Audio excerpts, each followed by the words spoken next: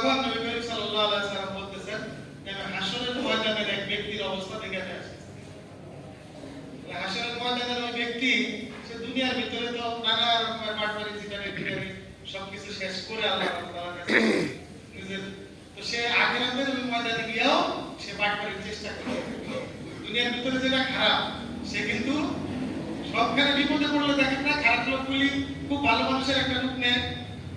যেগুলি খারাপ মানুষ যেগুলি একবারে চূড়ান্ত পর্যায়ের বদমাইশ, চূড়ান্ত পর্যায়ের পাটপার, এগুলি দেখবেন বিপদে পড়লে এমন একটা ভালো মানুষের মতো চেহারা করে, বেশিরভাগ মানুষ ধোঁকা খেয়ে যায়। থাক বেচারা ভালো হয়ে গেছে, মানুষ ধোঁকা খায়, ওইটাও তার একটা প্রতারণা। এটাও খারাপ মানুষের একটা রূপ, যে সে বিপদে পড়লে সে খুব ভালো মানুষের একটা রূপ ধরে। কত মানুষ কতটা খারাপ হতে পারে যে সে আখিরাতে হাসরের ময়দানে তখনও গিয়ে সে আল্লাহর সাথে বাটপাড়ির চেষ্টা করবে, সে আল্লাহর সাথে প্রতারণার চেষ্টা সে করবে। সে আল্লাহ রাব্বুল আলামিনকে বলবে যে হে আল্লাহ, আপনি কি জুলুম থেকে আমাকে আশ্রয় দেননি? আপনি কি আমাকে জুলুম থেকে আশ্রয় দেননি? আল্লাহ রাব্বুল আলামিন অবশ্যই তোমাকে জুলুম থেকে আশ্রয় দেওয়া হয়েছে। তোমার উপরে কোনো ধরনের জুলুম তো করা হবে না, আমি বান্দার উপরে জুলুম করি না। আল্লাহ তাআলা জুলুম করাকে নিজের উপরে হারাম করে দিয়েছেন। আল্লাহ কখনো জুলুম করে না, এটা আল্লাহর সংবিধানে নেই।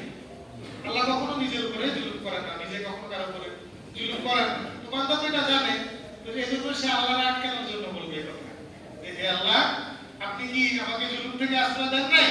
আল্লাহ বলবেন অবশ্যই আমি তোমাকে জুলুম থেকে আশ্রয় দিয়েছি।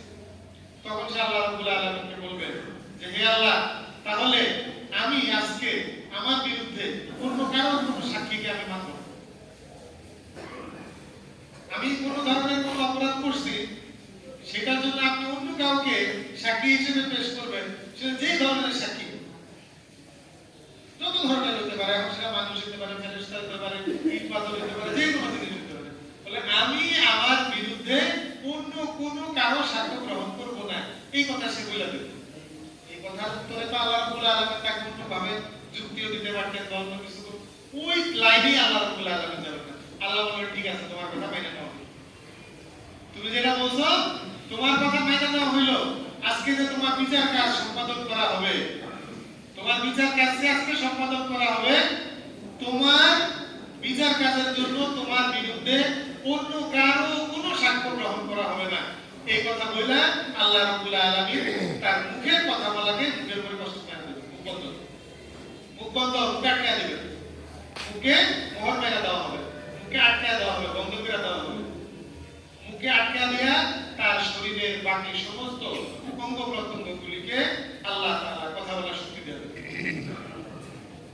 তার হাত কথা বলতে থাকবে, তার পা কথা বলতে থাকবে, পায়ের তালু কথা বলবে, পায়ের উরু কথা বলবে, হাতের পাতা কথা বলবে, বাহু কথা বলবে, তার শরীরের অঙ্গ প্রত্যঙ্গগুলি কথা বলা শুরু করে দেবে। তার বিরুদ্ধে সে যত গুনাহ করছে, যত পাপ করছে, এই সমস্ত কিছুর সাক্ষ্য সে দিতে থাকবে। তো তখন ওই লোক আবার তখন আল্লাহ রাব্বুল আলামিন যখন সাক্ষ্য দেওয়া শেষ হবে, তাকে যখন তার মুখ খুলে দেওয়া হবে, তাকে কথা বলার শক্তি দেওয়া হবে, তখন সে সাথে সাথে সর্বপ্রথম নিজের অঙ্গ প্রত্যঙ্গের সাথে ঝগড়াঝাটি শুরু করে দেবে। তোমাদের জন্যই তো আমি গুনাহ করছিলাম, তোমাদের জন্যই তো আমি পাপ করছিলাম, আর তোমরাই আজকে আমার বিরুদ্ধে সাক্ষ্য দিতেছো। তো তখন তার মুখও আবার এই কথা স্বীকার করে নিয়ে অপরাধের স্বীকারোক্তি দিবে।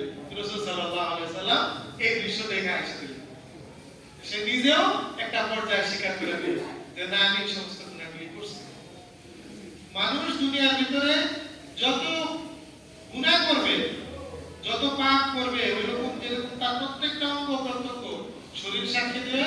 মানুষ যত নেক কাজ করবে, মানুষ যত ভালো কাজ করবে, মানে প্রত্যেকটা নেক কাজের সাক্ষী প্রতিটা স্থান, প্রতিটা ইটে, প্রতিটা ইট, প্রতিটা পাথর, প্রতিটা বৃক্ষ, প্রতিটা লতা, মানে যত যেখানে যত রকমের আমল করছে, সবখানে তার নেক কাজের জন্য আল্লাহ রাব্বুল আলামিন তাকে সেটা সাক্ষ্য উপস্থিত করতে থাকবেন। দুনিয়াটা হলো নেকি কামানোর জায়গা, সর্বক্ষণ নেকি কামাইতে থাকতে হবে, সব সিজনে কামাইতে থাকতে হবে। গরমের সিজনে আসলে গরমের মতো কামাইতে হবে, শীতের সিজনে আসলে শীতের মতো কামাইতে হবে। এক সিজনে পয়সা টাকা যাবে না, কত শীতে দিছি, তার আগে শীতে দিছি, প্রত্যেক শীতে দেই,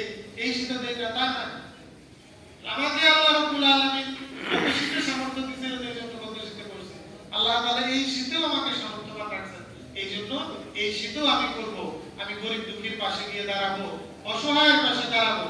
আমি আমি মানুষের জন্য মানুষ হিসেবে আমার যতটুকু আমার করার সাধ্য আমি আমার সর্বোচ্চটুকু করব। আমি যেন কখনো তাদের কথা ভুলে না যাই, প্রতিটা মুহূর্তে যেন অসহায় মানুষগুলির কথা আমার মনে থাকে। এটা আমি আমার নিজের ভিতরে যতটুকু জাগ্রত রাখতে পারবো, আমি আল্লাহ রাব্বুল আলামিনের কাছে ততটুকু প্রিয় থাকবে। কারণ আল্লাহ রাব্বুল আলামিন বলছেন আল খালকু ইয়ালুল্লাহ, সমস্ত মাখলুক হলো আল্লাহর পরিবার। তাদের জন্য আমি যত বেশি যত্নশীল হব, এটা আল্লাহর কথা। আল্লাহ বলছেন